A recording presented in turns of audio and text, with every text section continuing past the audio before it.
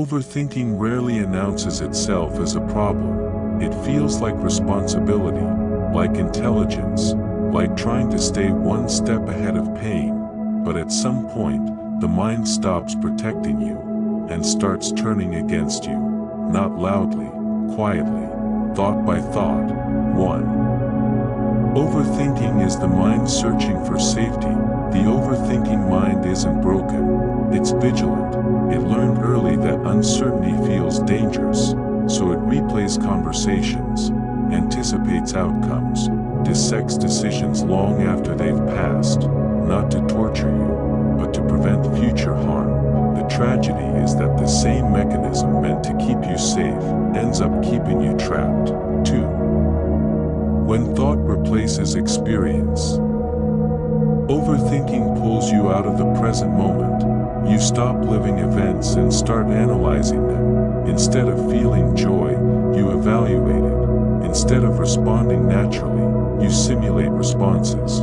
Life becomes something you observe rather than participate in, and the body notices. Tension rises, breathing shortens. The nervous system never quite settles. 3. The illusion of control. Overthinking offers a promise. If you think hard enough, nothing will catch you off guard. But no amount of thinking can eliminate uncertainty. It can only delay action and exhaust the mind. The illusion of control feels comforting until you realize it costs spontaneity, presence, and peace. 4. Why the mind turns harsh. When the mind can't predict safety externally, it turns inward. It critiques, second-guesses, questions your worth. This internal voice isn't truth, it's fear trying to sound logical, and the more you argue with it, the louder it becomes. 5. Overthinking disconnects you from trust. At its core, overthinking is a loss of trust, not just in the world, but in yourself.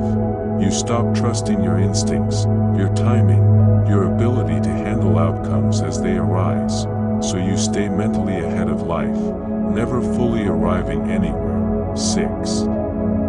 The cost no one talks about. The real cost of overthinking isn't anxiety, it's distance. Distance from joy, from connection, from the quiet confidence that comes from letting life unfold. You survive every scenario in your head, but live none of them fully. The mind becomes an enemy when it forgets its role. It was meant to assist life, not replace it. Peace doesn't come from having every answer. It comes from trusting that you can handle what arrives, even if you haven't rehearsed it. And sometimes, the bravest act is letting the mind rest and stepping back into the moment it's been.